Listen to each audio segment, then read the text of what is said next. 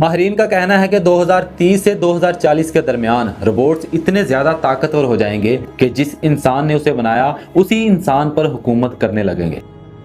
आज हम एआई की दुनिया में बहुत ज़्यादा आगे आ चुके हैं और बहुत ज़्यादा तरक्की कर चुके हैं, लेकिन बात अब सिर्फ एआई वेबसाइट्स या एआई सॉफ्टवेयर तक महदूद नहीं रही। असल खतरा उन रोबोट से है जिन्हें एआई के ज़रिए चलाया जाता है। रोबोट्स अब सिर्फ फैक्ट्रियों में काम करने वाली मशीनें नहीं रही, बल्कि वो इंसानों की तरह सुन सकते हैं, चल सकते हैं, बोल सकते हैं, जवाब दे सकते हैं और हत्ता कि वो खुद से फैसला भी कर सकते हैं। यही चीज़ उन्हें सबसे ज़्यादा खतरनाक बनाती है। माहिरीन कहते हैं कि अगर रोबोट्स को मुकम्मल आज़ादी दी जाए और इंसान उन पर कंट्रोल ना रखे तो ये किसी भी वक्त इंसान का दुश्मन बन सकता है। इलान मस्क, जो एआई और रोबोट्स के बड़े माहिर समझे जाते हैं, कई बार कह चुके हैं कि अगर इन रोबोट्स पर वक्त पर काबू ना पाया गया तो ये इंसानों के लिए बहुत बड़ा खतरा बन सकता है। उनका कहना है कि अगर एआई गलत सिमत में चली गई तो ये इंसानियत के लिए बहुत बड़ा नुकसान साबित हो सकता है। मसला ये है कि रोबोट्स सिर्फ दिए गए डाटा पर अमल करते हैं। उनके पास ना जज्बात होते हैं, ना समझ और ना ही अखलाकियात। अगर उन्हें गलत इंस्ट्रक्शंस दे दी जाए या उनमें कोई टेक्निकल फॉल्ट आ जाए तो ये किसी भी वक्त इंसान को नुकसान पहुंचा सकता है और ये पता लगाना भी मुश्किल होगा